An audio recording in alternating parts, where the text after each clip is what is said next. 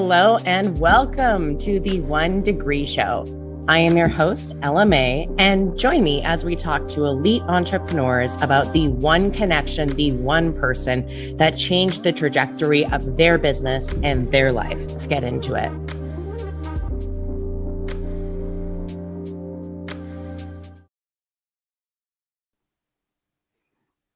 Boop. What? All right, well, is this real life? We're here.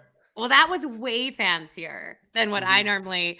So Chris is my podcast producer. He's a dear friend. I'm going to introduce him in a second. We were actually just on a Zoom call going through stuff for the podcast, how to work StreamYard because I'm new here, and etc. And I was like, "Yo, homie, listen, I've launched this. Well, I haven't even launched it yet.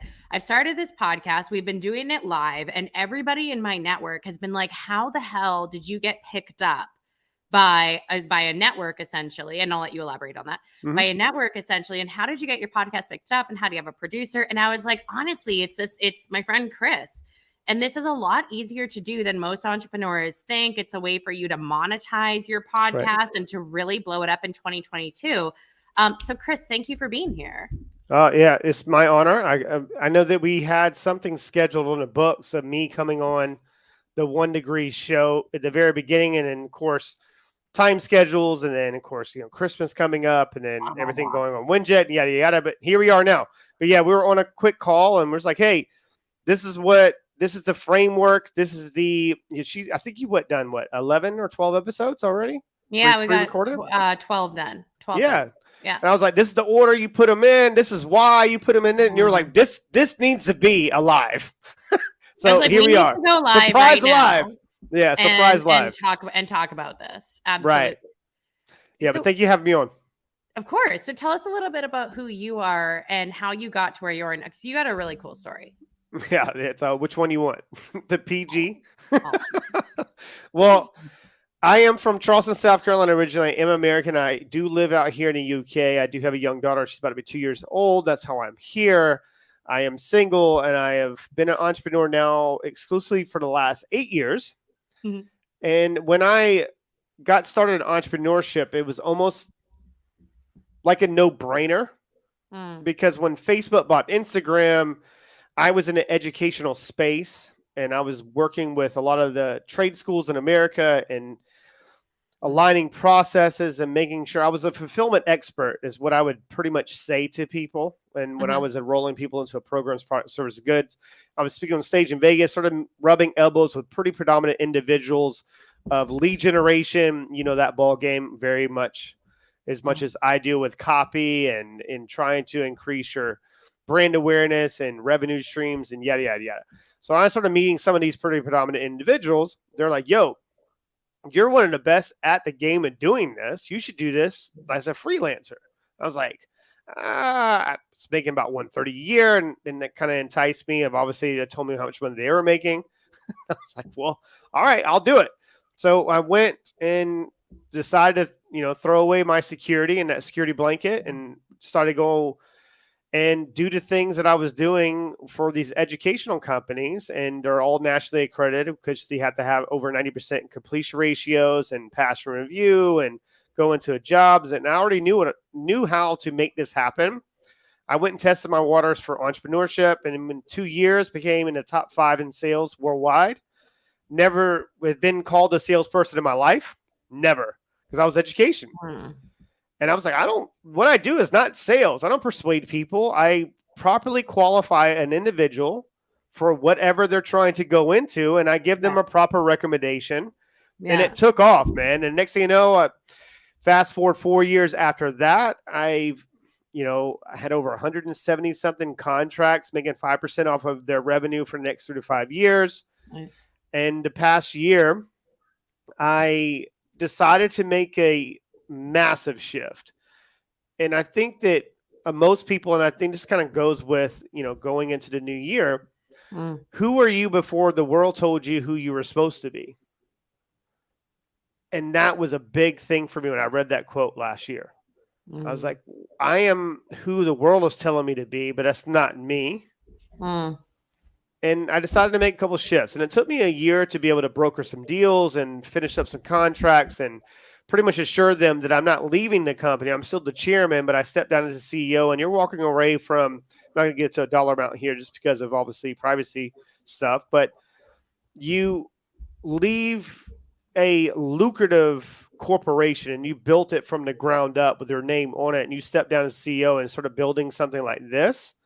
Well, I don't have to do this. I do this because this is my passion project and something that I truly believe in, because I think that when you want to increase your brand awareness or launch a show, and if you don't have these distribution channels and have a credible brand, then you're kind of out there going, hey, I have a show. Come listen to my show. No, that shit doesn't work. Please, come hang out. Yeah. Come hang out with me. Yeah, that doesn't really work that well. Yeah. And that's where the idea kind of like came up. And I was like, well, let's see if I can, look at my content and try to outsource, because I don't want to do any editing, and I don't want to like look at my show and the same stuff I was doing with you. Like what episode should drop here, and that takes a lot of time and energy and outsourcing. And I was like, well, what if I created an all-in-one educational hub for media that has never been done before? And fast forward, here 8 months after that, here we are. We're looking at 35 plus strategic partnerships.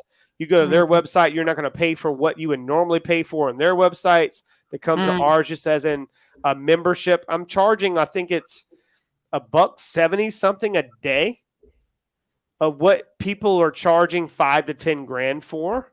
And I cannot wait. I'm already getting now views on the website. It's a great entrepreneurial problem to have. Over 96,000 to 100,000 views on a website with zero paid traffic. This thing is going to be massive. And I feel it down to the inner essence of myself, because I truly believe that I'm doing this for the right reasons and for the right people like yourself. So really excited about this project. Okay, so this is really cool. So let's say somebody has, a very small brand, and everyone tells them, all of their friends tell them, hey, they should start a show. They should get going with, you'd be so good on a podcast. And they're like, I want to start a podcast, but they're so hard to monetize. And like you said, how does somebody in that position get in touch with you? And what's the step 1, 2, 3 to getting Great question. that live? Yeah. That's a great question, because a lot of people that we do know and rub elbows with, they have already own things going on. Like, why would I do a podcast? I was asked for years, Ella, to do a podcast show. Totally. Like, I don't have time to do a podcast show. I'm doing my thing. I got contracts. Yeah. I'm still trying to make things move. I'm trying to scale. I'm trying to look into other lucrative opportunities to invest my earnings and passive income into. I didn't have time for that. I was actually forced by the universe to start a podcast because the world pretty much was about to shut down. And at the time, my daughter was about to be born. And I was like, I'm here in the UK. 98% of my business is in the States. How do I train 15 to 18,000 reps? Podcast. Well, I reached out to a good friend of mine, Joe Fier. He's out in San Diego. He runs a podcast called Hustle and Flowchart Podcast. Great people. Matt Wolf, shout out to these guys. I met them through one of my old copywriters that I had through some of the trade school stuff that we would do a lot of ads and marketing and retargeting. And I was like, well, should I do a podcast? Like, yes. And short answer, right? Well, I launched a podcast. I didn't know anything about it. I was like, well, do I get on there and talk about things? Like, what do I do? And they're like, well, just go through you. So I invited one of my friends, and actually is a good person when it comes to understanding what I do and the methodology, because understanding both sides of the buyer-seller relationship when it comes to really qualifying prospective buyer going into a course for 70 to 100 grand, that's a lot of money. So I was doing this, 11 years ago, like selling people into those type of programs. But going back to your question, and this ties into them just kind of laying the groundwork. Why should you do it? Because you're going not just increase your brand awareness in you, it's also going to give people that tend to want to know who is legit in the game, give them access to you like they've never seen before. by getting used to your voice, getting used to your zone of genius, your craziness, and go, maybe I should learn more, because a lot of what podcasting has done for, I'm not trying to like single out some of these individuals, but internet marketing businesses, we give away more content on a podcast that they charge 50 grand for and more value, because they're only surface level. So that's what essentially podcasting has done to this industry, is it's forcing people to go, maybe I need to level up my game. And if you're an individual right now and you already have an existing brand and just trying to reach one more person, and because podcasting is a longevity play, you have to play the end game, and the end game is just trying to help more people. And if you just help one more person, isn't that the reason why we're all doing this in the first place? I mean, you think about, we're having a conversation right now. There's people listening to this. They're just eavesdropping on our conversation. And that's what's so beautiful about what we do and why people should do it this way. But learning the monetization and obviously how to leverage a podcast, that's a completely different beast. And that's what I have spent the last 18 months of doing with my staff and corporation, and learning what it really takes. We have the Jess Lee Roadshow, over 4 million downloads. Brain Health, Dr. Ruth, great Dr. Ruth. She just popped on here a minute ago. She had over 1 million downloads in 12 episodes. Never thought she would ever want to launch a show. I just have a relationship with her. I was like, yo, you need to start a show, because this is a passion project of mine. I want to be able to put people in a certain light.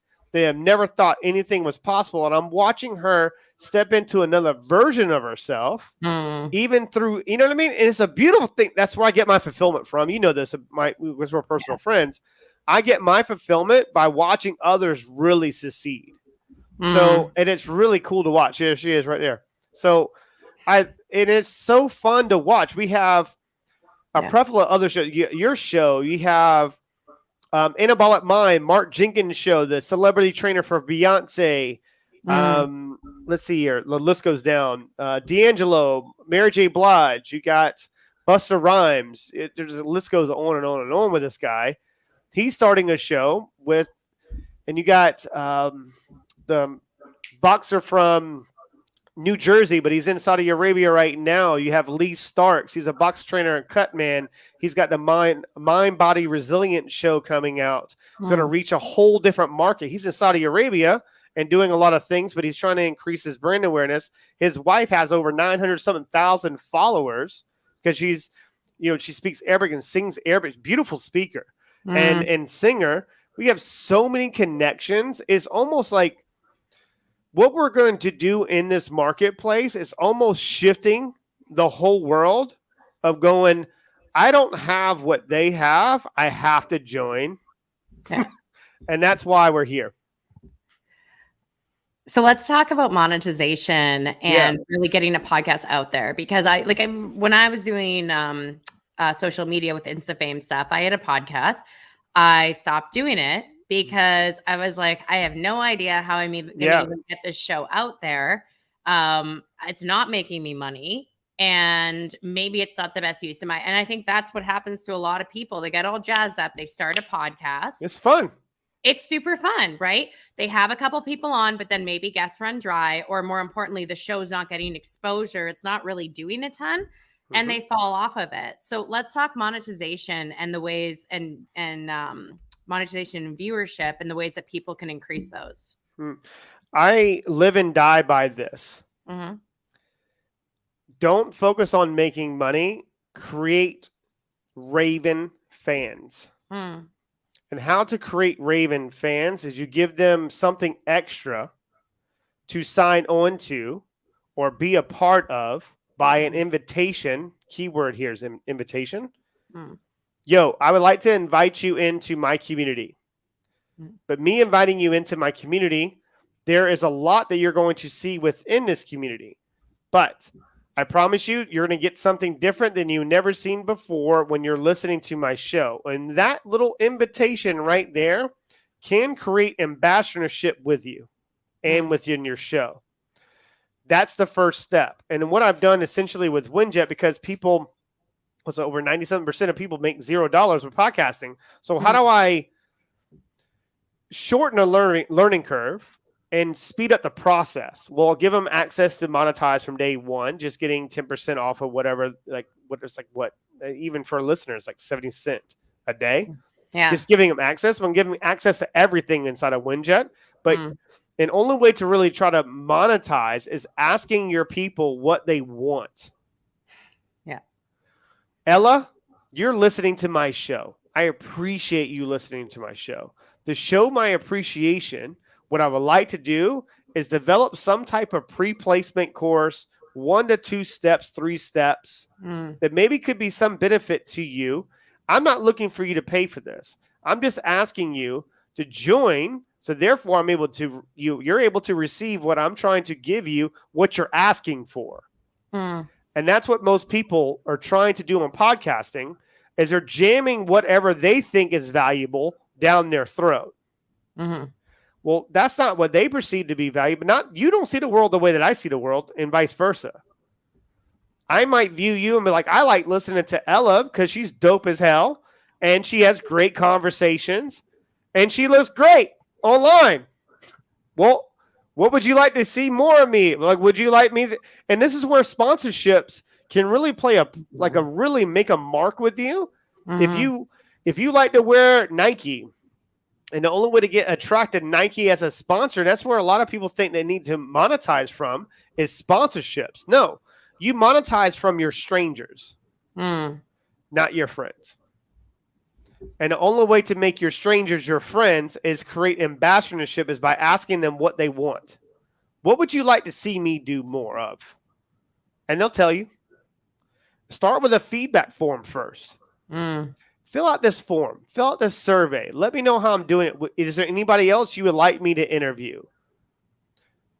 Have you ever been involved in any other shows and you felt like they should probably give more? What is that? And these are questions you can put in a survey, and doing that before you even launch. Yo, I'm thinking of launching a show. Yeah. I have 5 guests that already booked. I'm going to launch a show. These are 5 guests. What questions would you ask these people if you were the host? Do you see how I'm opening up engagement?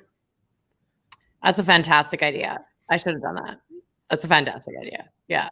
Well, you kind of did it already, because you launched the show, but not launched the show. You were going live. I was like, why is she going live? I didn't know about this information. I was like, I'm not going to create this thing in a vacuum. Like, no. I loved it. I loved it, by the way, but I just wasn't aware. I didn't tell you. I literally was on LinkedIn. I was in a meeting and I was on LinkedIn, and somebody had me go on LinkedIn and look at a profile, and I went on a profile. I was like, why the hell is ELLAMAE going live? And I was like, saw the 1 degree thing, and I went nuts. I was like, what the hell is going on? But we're built for both. If you want to go online, if you don't want to go live and you don't want to do whatever, and you want to do just straight up audio, it doesn't matter to us. We're going to get the people to listen to your message, and the ones that need to receive it, by our filtering out process of us with surveys and asking the communities what they want to hear more of. Even when they're the text community, 843-396-2104, we have another strategic partner, community app, the texting app, the same ones that Gary Vee and all these people use. Same people. Well, we're the first company that they are tied into, other than a major brand, just by us believing what they believe is community. So, hey, we're asking questions. What would you like to hear more of this guest from, or more of this host from? What other hosts would you like to see within WinJet? We've had other shows. We had Straight Talk, No Sugar Added, Nina Perez. Great, my Puerto Rican Oprah. She already has an existing show. We relaunched her show as a WinJet Studios original show, and she's now getting more exposure. Just because we have a certain way, in a very methodical way, of breaking off a show and giving people a different look. And maybe just by passing a visual test in the first 3 to 5 seconds. That's what you usually hold a goldfish for, right? And holding their attention for 3 to 5 seconds. You pass that visual test, and having some other people around you talking about you, people are going to be wanting to listen more. And once you get them for about 5 to 10 minutes, And if you're not captivating enough to hold their attention, you probably shouldn't have a show. So, and it's just my opinion, but that's what the educational approach is for, is providing you with the right information for you to learn how to be a great host. You can't just go online and go, I'm going to ask these questions. What makes you great at what you do, Ella, is by your exposure and what you've done in your career. You're comfortable enough to ask questions. Most people aren't. I think I saw a stat recently where, and this might be a little bit off, but it was like on average, people look at ads for about 2 seconds, and everybody hates ads basically. But people on average listen to a full podcast episode, and the average length of a podcast episode is about 44 minutes. Yeah. So I think like I think a lot of us were sold around podcasts, right? We're like, okay, cool. This is where people are. They're listening for longer. We get to know them better. The voice is such a great way to get to know them. It's why Clubhouse, skyrocketed when it kicked off. But let's talk about because Winject is doing something very unique. In fact, it's never been done before, right? So when someone's like, all right, I want to do this podcast thing, but I don't want to do this in a vacuum, and I need a little bit of support. And I mean, I wouldn't have the show where it is now without the support of Winject. Where are there pitfalls in the traditional industry right now? And I see your smile. Yeah, I can have it. Yeah, where are the roadblocks with the traditional options out there right now? And why should people I endorse Chris. I mean, Chris is a dear friend, but more than anything, I've seen the kind of work that he does, having a show on his network now. I obviously endorse Winject 1,000%, and I think this is something everybody should be checking out, especially anybody with any sort of a personal brand, entrepreneurship, etc. So what's going on right now? Where are the pitfalls, and how did Winject come in and really fix those? Yeah, I appreciate the way that you framed the question and the kind words. And I love the way that you went with that question, because there's a lot of pitfalls. Because if you have any kind of established brand and you have some type of credibility in the game, it could be by the people that you interview. And you do have some type of social media following. And that's one thing that I hate about social media, that you have to make sure that you're verified or you're some type of associated with other predominant individuals for people to really want to listen to you. Because I've listened to certain shows. They're awful. They're awful. And they are some of the top rated shows out there. They're awful. Like, they really suck. Some of the shows that I tend to listen to are not big yet. And the key word here is yet.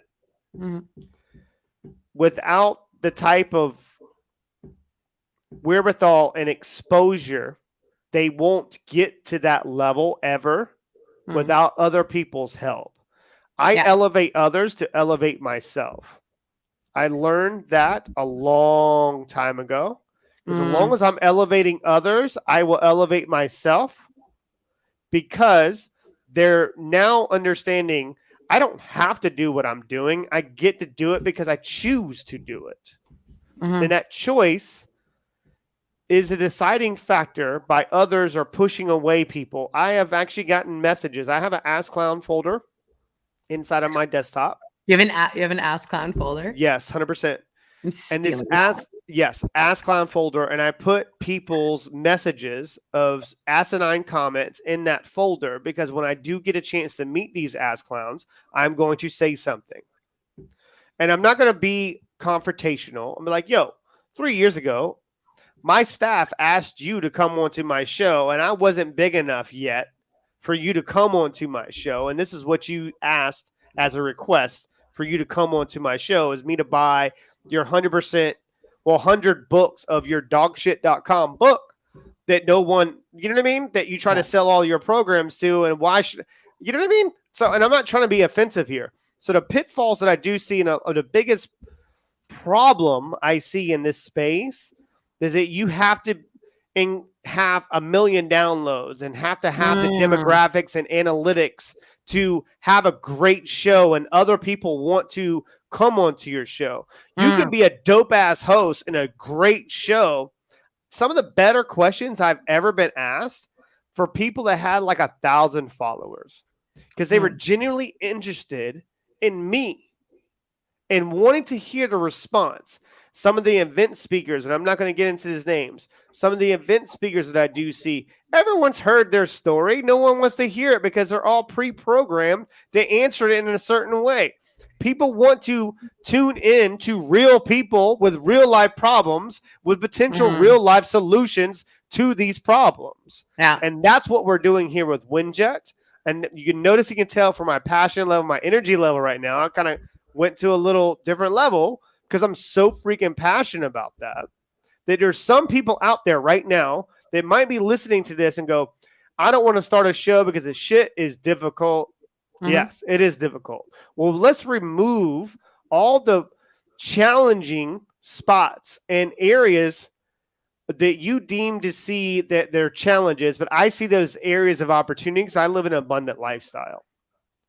So I would much rather use my reach and my resources and my connections to elevate others, to elevate myself, because when you win, I win. Hence the name 𝐿LAMAE. I'm injecting people with winning. This is what it takes to win. You don't worry about this. You stay in your zone of genius and to focus on what you can control. I can control the other moving parts. So the biggest pitfall I see, you got these other ass clowns, hence the folder. Hence the folder, correct. Yes. Hence the folder, preying on the weak and pretending like they're trying to, you know what I mean? But, I just don't like that, giving off an illusions and a smoke screen and mirrors, and you're just trying to keep your lights on and you're looking at another revenue stream. And I'm not going to name drop some of these people I've been associated with and I've rubbed elbows with, and some of these people are still asking, hey, I heard you're doing a network. I'm not doing a network. I'm actually building one of the biggest online and podcast communities has ever been built. And the reason why I'm doing it, it has nothing to do with making money, it has everything to do with empowering individuals and turning them into broadcasting media powerhouses without the little blue tick next to your name. And that's how it's done. Because with community, we all win. And that's just the bottom message with it. I mean, you got Russ Johns is right now commenting on something. I'm going to obviously share this. Russ Johns, community leader. He's been 35 years of experience in broadcasting and media. Okay. He's forgotten more than I've ever been exposed to. He's a community leader with 𝐿LAMAE Studios because he's been involved with some, we got, should we name drop? We have Supersonic, Seattle. And there's some people out there young enough to probably, old enough to know what that is. Obviously, he's been tied in with some of these major brands, doing some publications and obviously producing. He runs a whole staff of producers. Mentioned me being a producer. I'm just an executive producer. I just sign off on things and, hey, this is my suggestions of your show. And you notice I get long-winded with this approach. What's wrong with the industry is that the ones that have a little bit of coin and wealth and notoriety are raping the ones and pushing them down and holding them down because they're getting fat. That's what's wrong. So when Chris says this, like when he says, hey, like, first of all, 𝐿LAMAE, it's open to everybody, but obviously they're taking on shows that they believe in. They're taking on Happy New Year's, Russ is commenting. That's right. Yeah. They're taking on shows that they believe in and people that they believe in. And when he says he's going to take the roadblocks out of you getting started, I can tell you my personal experience. I know him personally. So I pinged him and I was like, hey, I've got this idea for a podcast. We'll call it 1 Degree. It feeds in nicely with this new company I just launched, etc. We jumped on a call. We were on that Zoom call for 2 hours. By end of day, I had every graphic for the show. Like this would have taken me 2 weeks to do, or outsource, or not totally, but time frame wise. I had every graphic for the show. It was live on every single platform. We just had an intro episode there. It's gonna be dropping next week or the week after. And they set me up. He gave me a tutorial for StreamYard, which I am still learning. because I'm a slow learner. But no, it's a lot of moving parts for this thing. Let's be I'm real. not actually. I need to pay more attention, to be honest. But anyway, so he gave me this like a login for StreamYard, put it like his whole team put this, like, I didn't do this graphic, I didn't do that intro. Like, anyone who knows me knows I didn't do that. But this is what's really cool. Like, let's just be real. But this is what's really cool about WinJet. And to be honest, I wouldn't have thought of ever going the route of getting a podcast producer and hosting through somebody, because I don't even know if hosting is the right word. So correct me if I'm wrong on that. But going through somebody like WinJet, because I thought, it's going to be really expensive, and how do I justify that?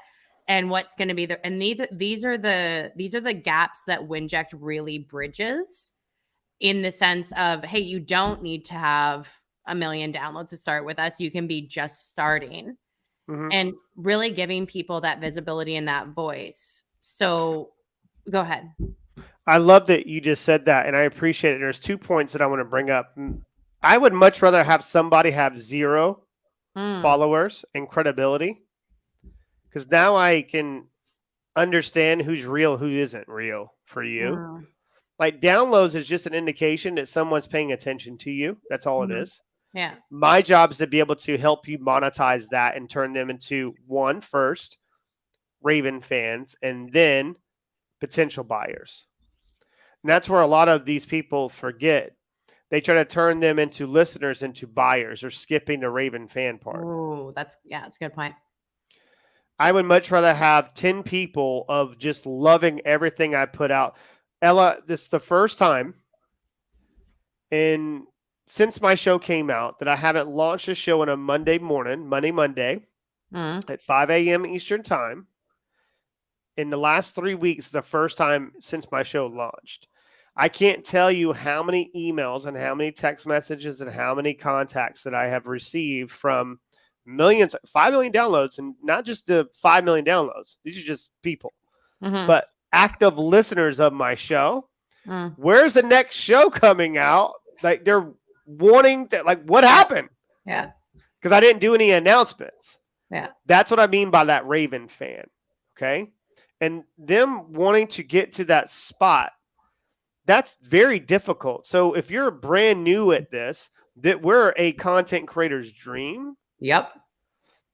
We had that. You mentioned the second point that I want to bring up, and in very nice words, and I appreciate that. That means the world to me. And yes, it's a little different because you're a personal friend, and I pushed my team to make it happen. We had a 2-hour conversation, and I really got to understanding the essence of what you wanted. And I already kind of, because exposure, me being around pretty predominant individuals and knowing what needs to move now. Okay, this is branding, color schemes, names of the show, moving. Yes, we do have our own Apple podcast channel that takes a little bit of credibility and understanding on how to get your own channel and be a qualified. So therefore you're on part of their marketing, their feature channels on Apple TV and yada, yada, yada. Of course, I leverage some connections with that, but we are on Apple Podcasts. So it was really easy for us to get you on the same day. I think Same I sent day. you Like legit, everything was same day. The logo, every logo, Instagram, whatever Instagram, the little highlights, the highlight little buttons. Everything. The buttons, you had your highlight for the video stuff with the video streams. You had your updates for, LinkedIn covers. You had your YouTube covers. You had your Facebook covers. You had everything pretty much other than you being on the show. The themes that you're seeing right now, you see these themes right here? I want everybody to see this. You can turn on different themes. You got different little gadgets and go gadget arms. You have everything was done within 24 hours. Everything. Ella didn't pay us a dime. Nope. She didn't pay us a dime. Why she didn't pay us a dime is because I believed in her and I believed in her show. And I knew that she was going to do it eventually, because that's the other issue that most people, and Dr. Ruth just made a comment. If I was doing this by myself, I still would be trying to launch my first episode, because that procrastination and the fear of the unknown gets the best of people.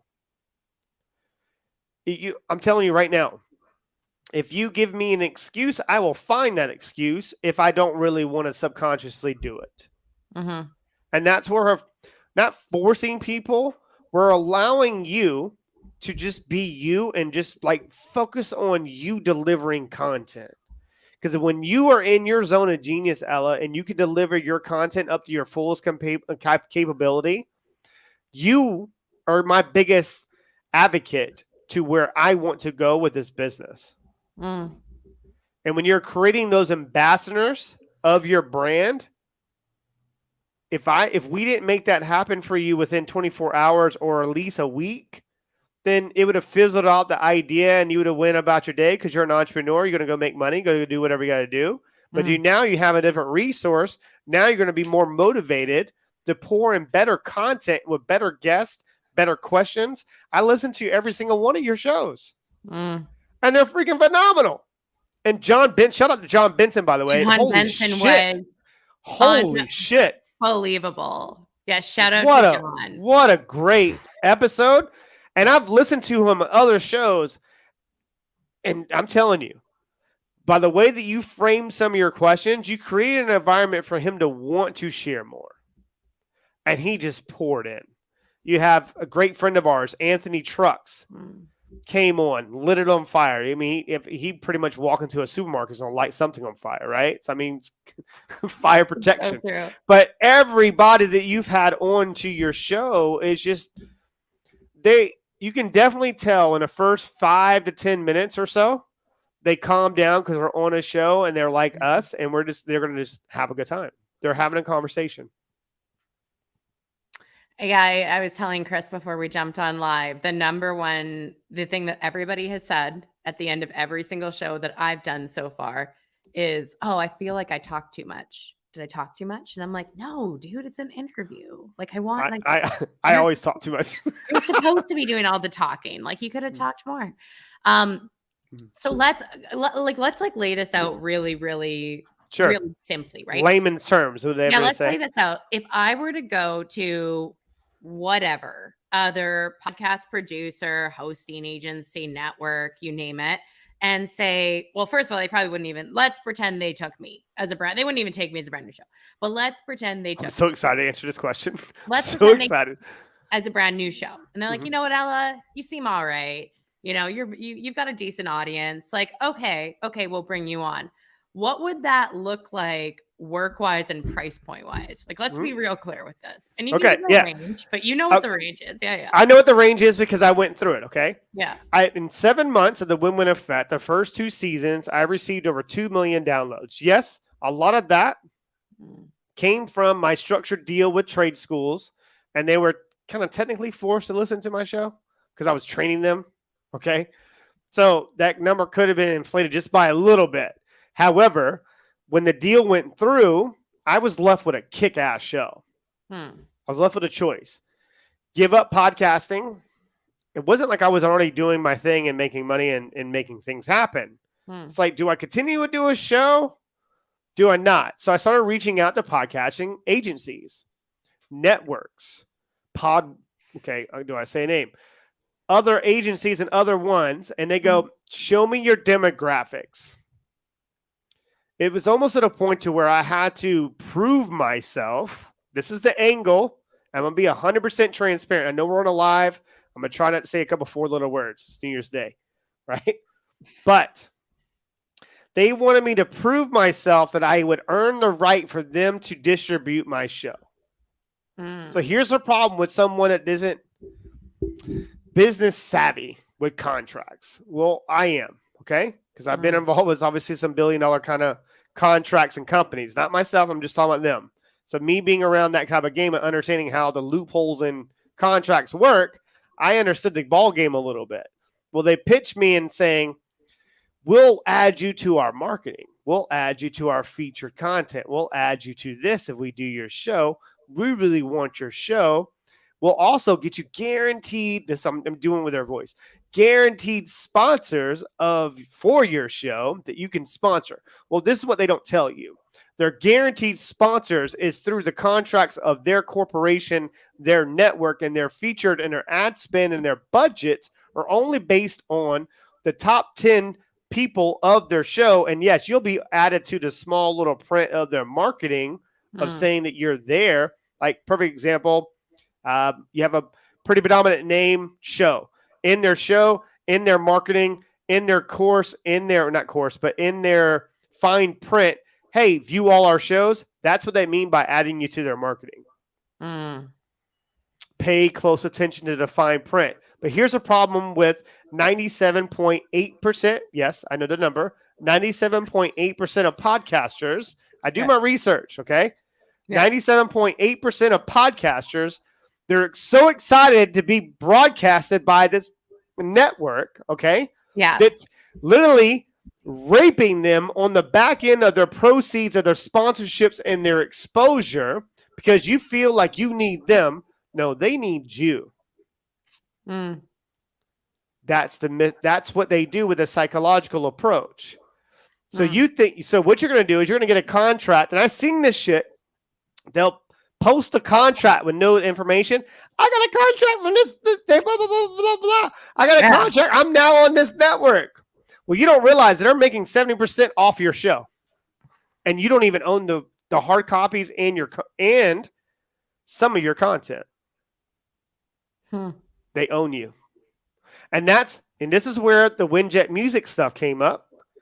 Podcasting networks and podcasting agencies, and I'm going to say this publicly because we're already live, we're ready to rock. We just got to turn the light switch on, okay? By the time these ass clowns figured out what we've done, they're 3 years too late. But I'm just being real. Yeah. But the problem with some of these people, they're set up just like a music industry, and it's legal loan sharking, and that's why Prince changed his name from Prince to the artist known as Prince, okay?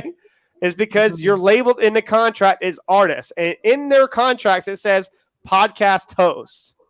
That's all you are. You're not even a name. You are a podcast host. You're a distributor. It says it in the contract. You are now just a distributor. You're not even a content creator. Distributor of a show. They now own you. And if you want to get out that contract, what you have to do is have to pass certain number of demographics to be able to increase your brand awareness. And hopefully by the end of it, if you came up with a program, product, service, and good and try to sell that program, they own 25% of those proceeds. I'm just telling you, this is why this game is rigged. Okay? And the game is rigged a certain way because the rich will get richer if you do not raise your awareness. And raising your awareness, and yes, I'm going to catch a lot of flat, and I'm going to catch a lot of push. I'm going to catch a lot, and that's what I have a legal department for. I'm not walking into this game without not having an understanding about corporations and legal, okay? This is why I'm able to do what I do because of the way people that we've been exposed to, and I'm not doing this to say a big F you to everybody. I'm doing this for the right reasons. I'm doing this to elevate others, to elevate us. And with everybody together, we all win. But the only way to do that is to be honest, convince people that we're here to help you. So we have to pretty much show rather than sell. And the reason how we are able to show is that we're not in a rush. We're really not. And that's when you ask me to go like, oh, I want to do a show. I'm like, yeah, we're going to launch a show. So like you coming on board, I mean, I look at it as I'm blessed to have you on board the show and have you on board. Like we're better off.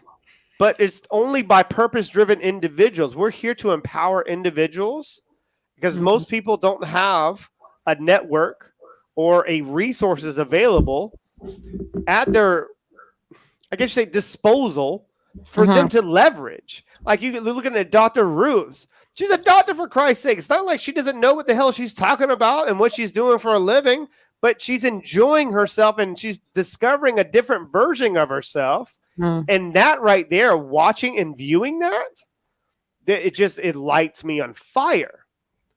It lights me on fire. But if you've been around other people and you talk to these executives, they don't care. You're just another person. They can always go find some other, I don't know, rose show and whatever the show, the launch is always another show.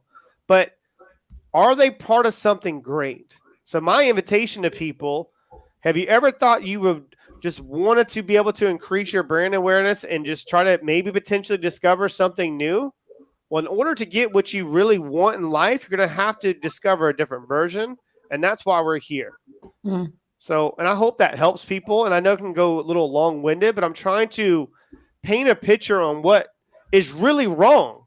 Like, and that's where a lot of the media sources and a lot of stuff online right now, you can get oversaturated on what you think is cool.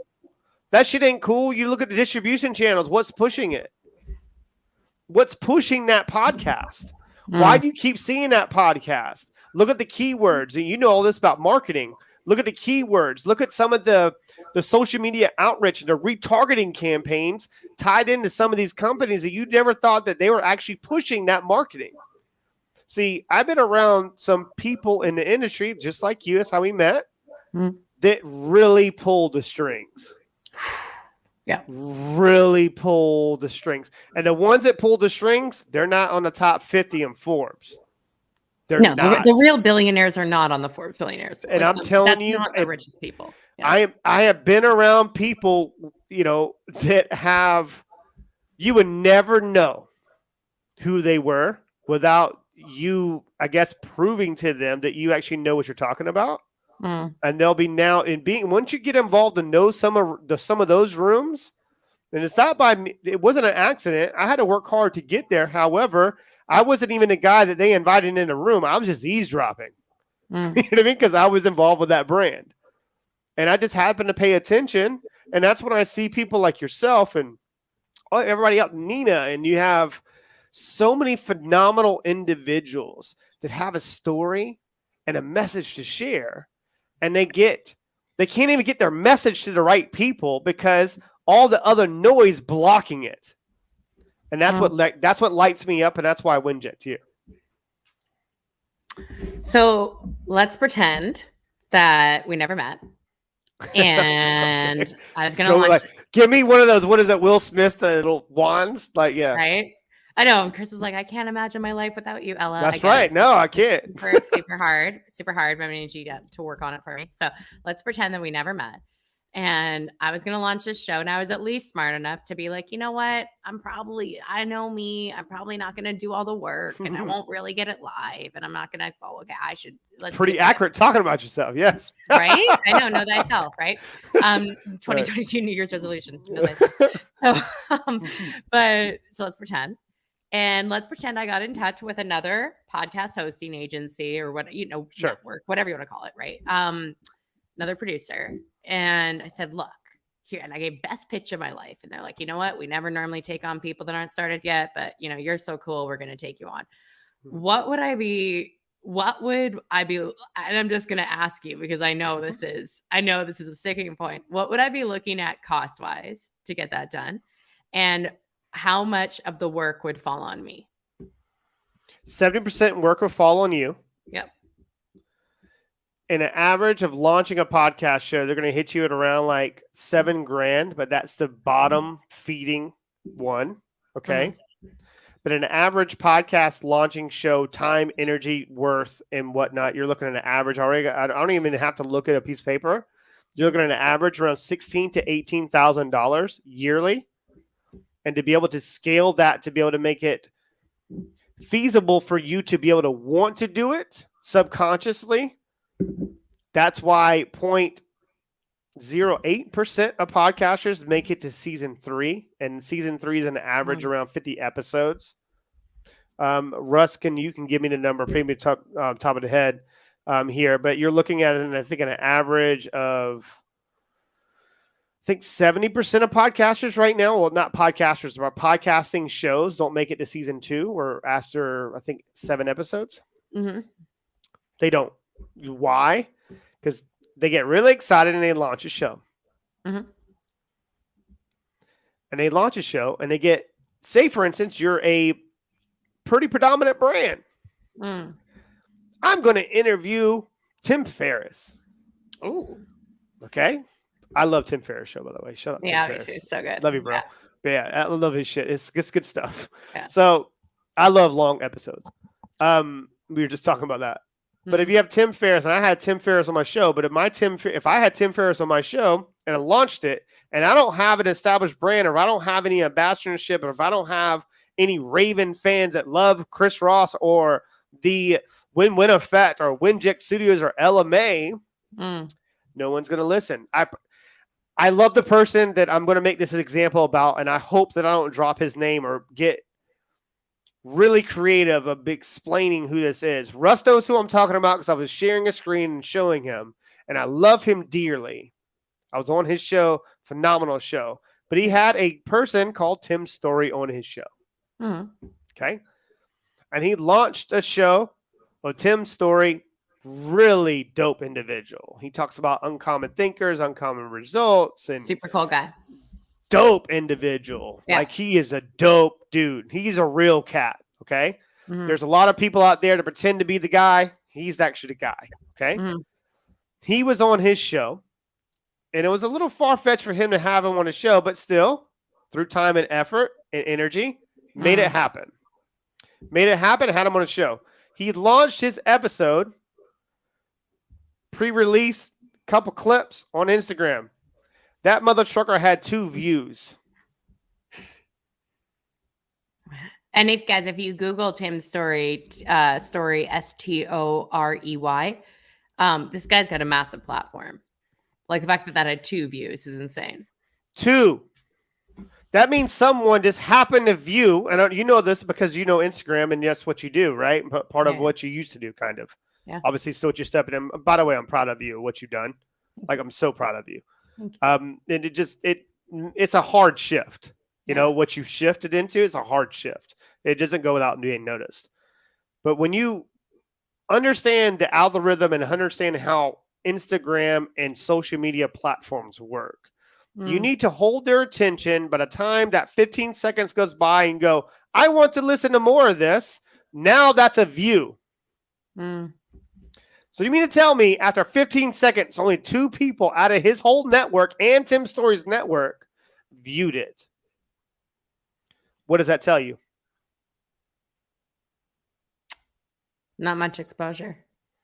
Not enough understanding on how to capture the essence of Tim's story, to do a lot of pre-marketing and pre-understanding and dumping in. Yo, if he had Raven fans, I'm guaranteed Tim's story doesn't come to a booking maybe around 4 weeks at least ahead of time. Okay? Yo, he could have been in the stories. He could have been whatever. He could have been doing whatever, trying to upsell or at least let people know I'm interviewing Tim's story that day. What he could have done is having a set of questions by people, maybe doing a survey and going, Tim, I have tons of ambassadorship with my show. These people had a list of questions they sent in. I picked the top 5. I'd like to set out the last 5 minutes of this show to hit you with some surefire, like hot fire questions, whatever you want to call it. I think you do it on your show, right? The end of it.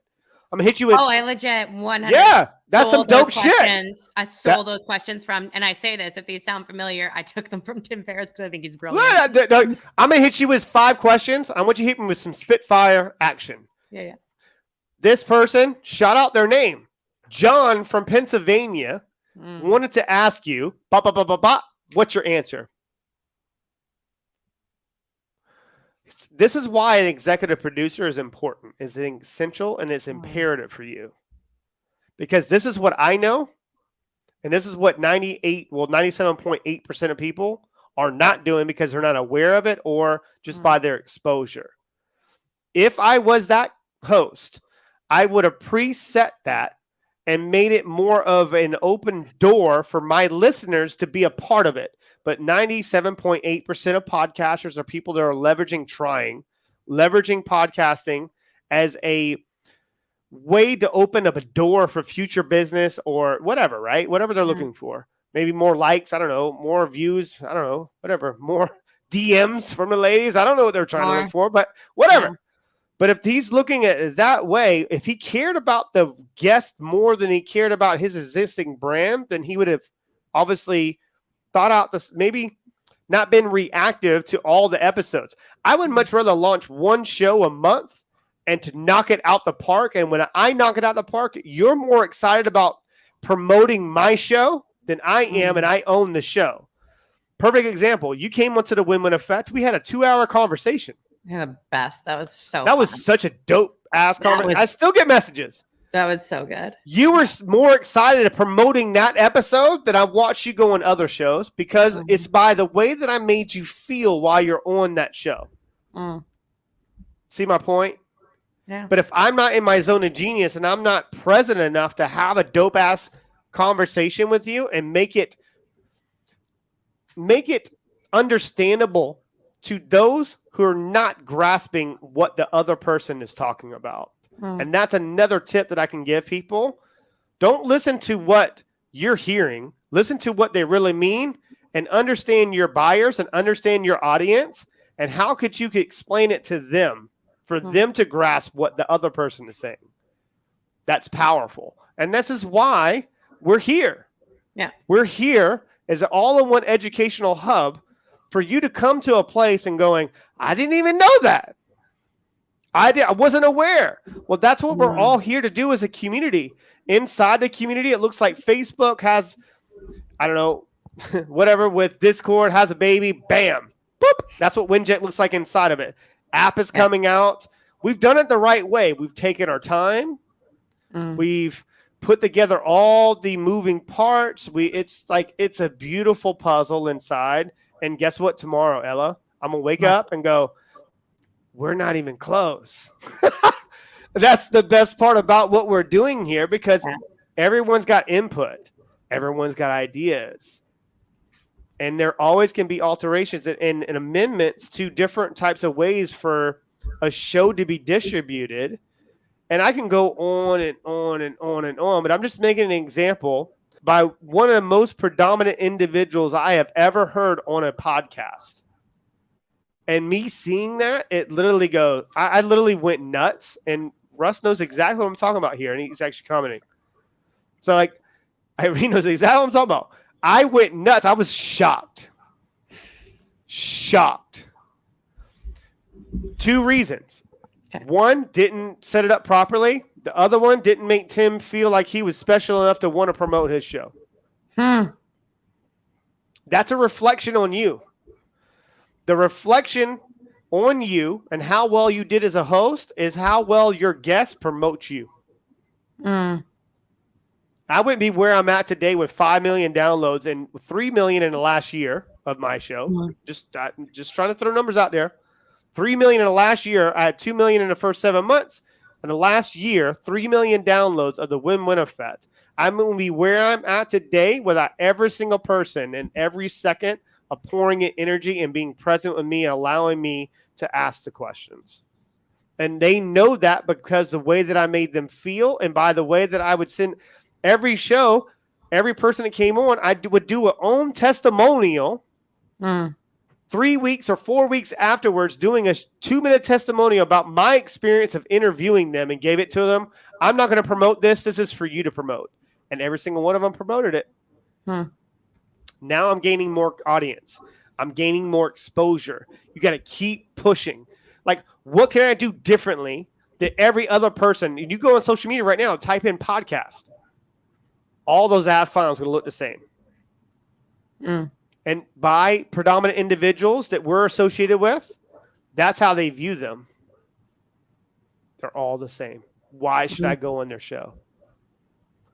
We're going to change the narrative.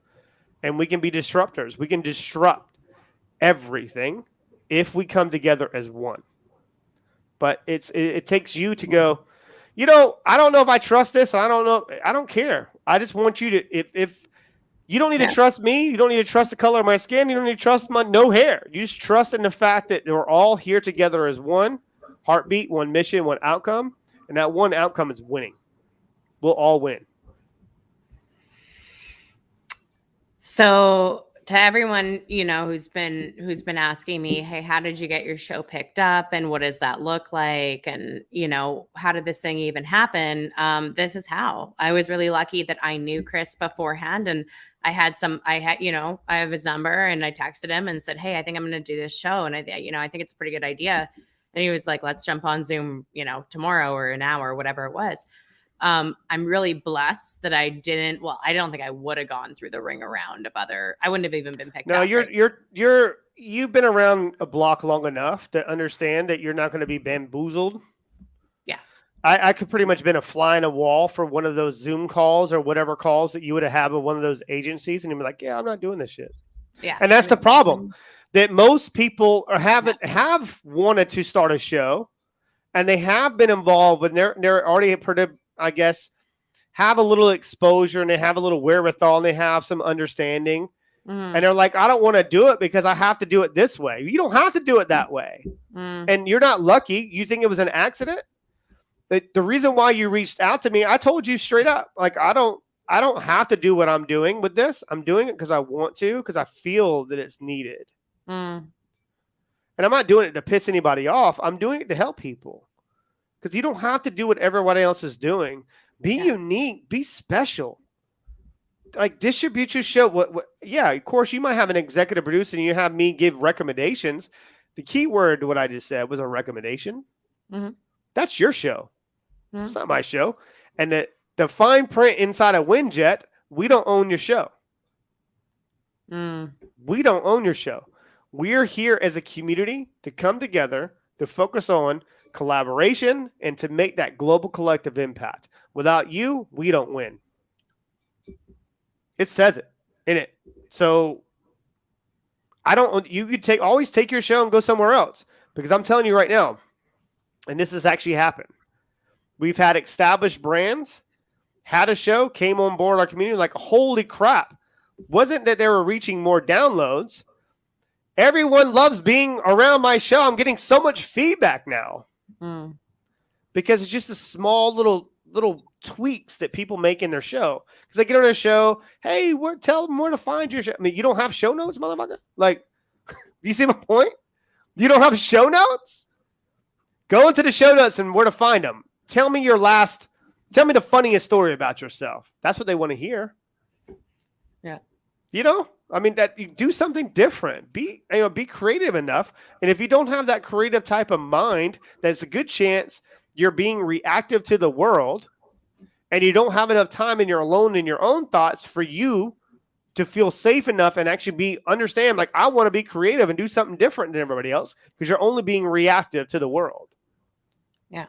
I don't want to go on left field here. I think I've already done it a few times, but I'm talking truth to people, and I want people to understand you don't have to do what everyone is telling you what you need to do.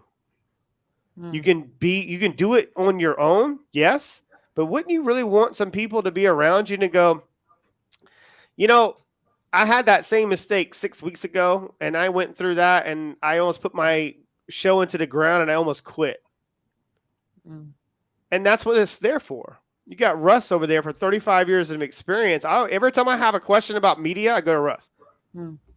He's like, let me kind of work this out in my mind. I don't know. I'll come back to you. Well, him working on his mind is a reflection of the respect that he has for me. He could have quickly gave me an answer. See my point?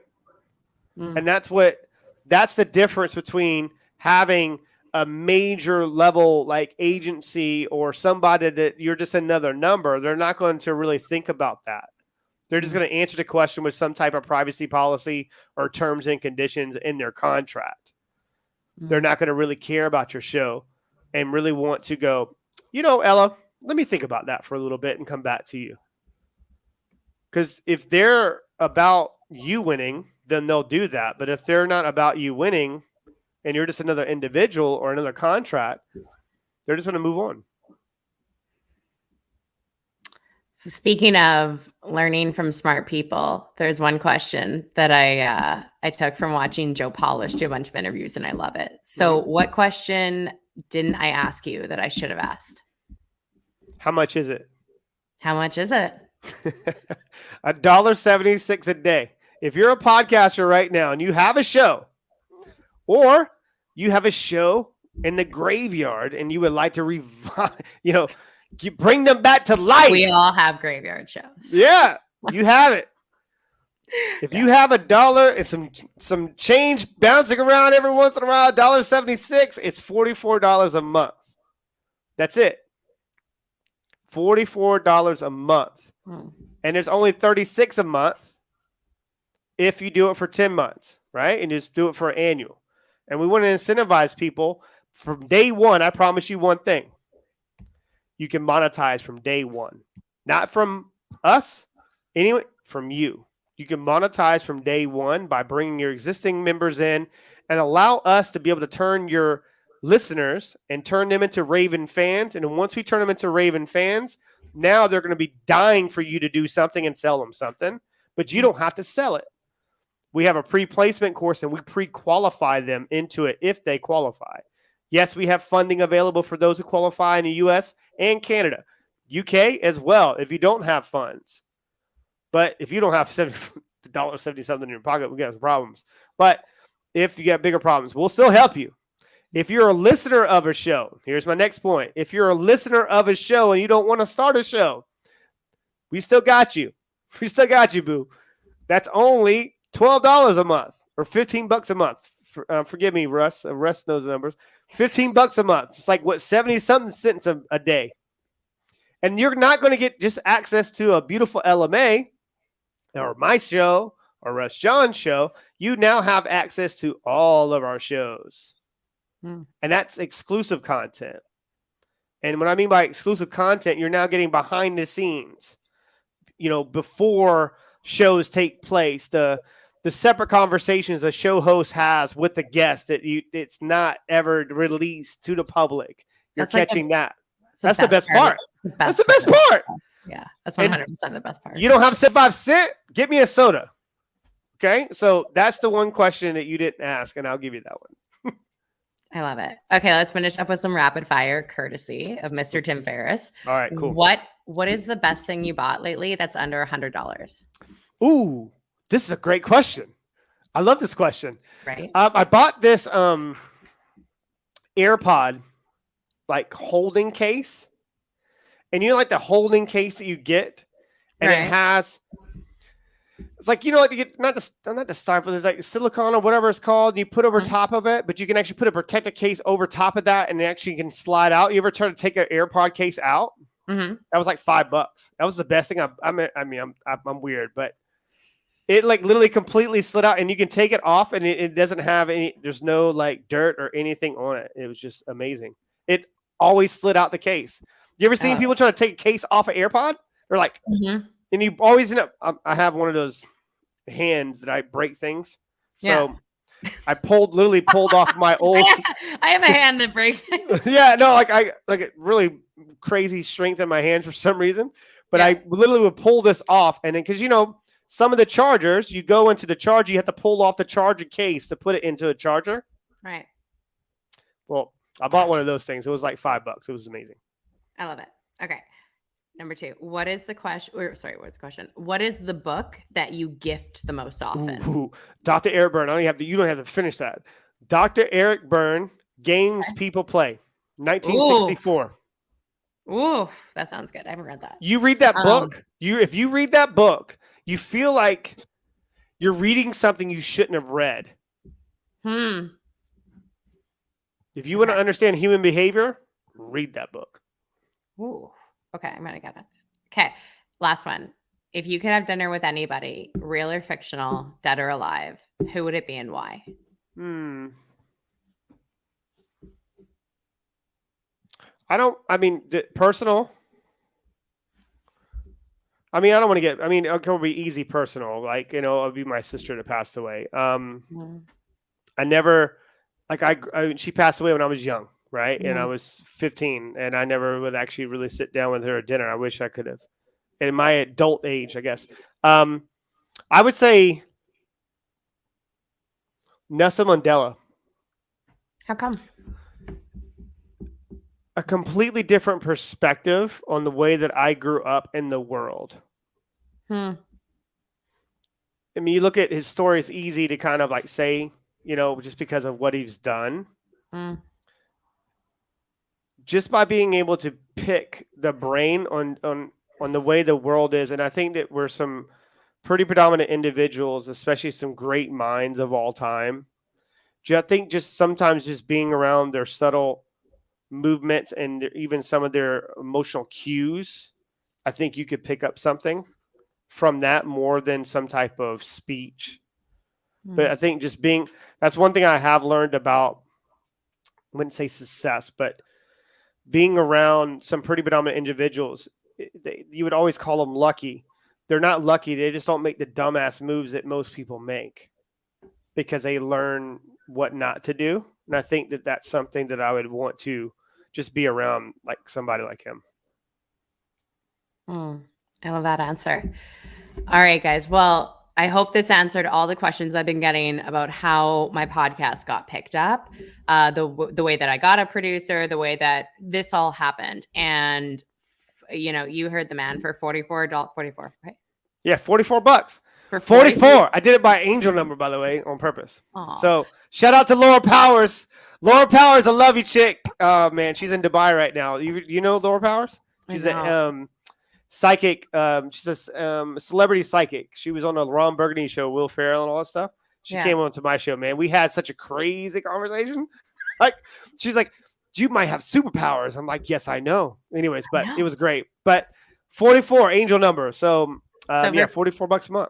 So guys, for $44 a month, you get Chris. Like you honestly at this point right now, I've got a lot of great friends out there. This is part of the reason I wanted to make sure this was live on my channels. A lot of you have shows. A lot of you should have a show. I have some really smart friends. I'm really blessed with an incredible network. $44 a month at this point, because it's not 100% live yet, you get Chris. You get, and they'll let you know if they want. It's pretty kind of an invite only community at this point. And so they'll let you know if they think the show's a good fit for their network. But you can always go the other way and, pay the $7,000 setup fee and the $18,000 a year and give away 80% of your profits and your content. That's totally cool. But why would you do that?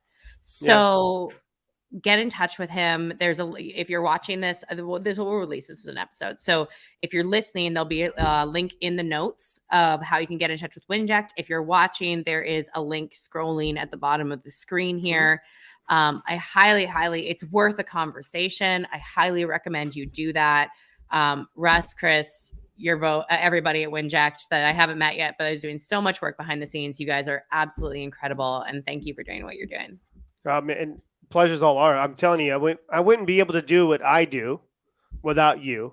And the staff wouldn't be able to do what they do without me being able to be comfortable around the people that I want to be around, to be honest. The other corporations that I do own and I step down as a CEO from, some of these people are within Winject now, and they're seeing a different version of me that they normally wouldn't have seen, So it's been fun, and I appreciate the kind words. And for anybody out there, if you're looking to launch a show, there are different types of additional costs when it comes to having. That's why I have strategic partners. Winject is only a membership program and membership site. Okay, and membership site, you can launch all these different things, but I have all these exclusive offers that you're not going to get on these people's websites. There's a good chance you're going to type in podcast agency, and you're going to see these people in the community. And if you go to their website, you're going to pay 70% potentially more than what you're going to pay anyway. And then you realize when you get inside, you're like, oh shit, they're in the community. I could have paid less. Well, that's the point. That's why we're doing what we're doing. And that's another reason why we haven't done any kind of paid traffic. We wanted to do it 100% organic, the right way, and by invite only, and getting the first initial 50 shows, like really good shows, like original shows, and then go, oh yeah, by the way, we actually cornered the market by accident, and that's the point. So it's doing things the right way, but I appreciate the kind words. And guys, peace out. Much love. First live in 2022. What?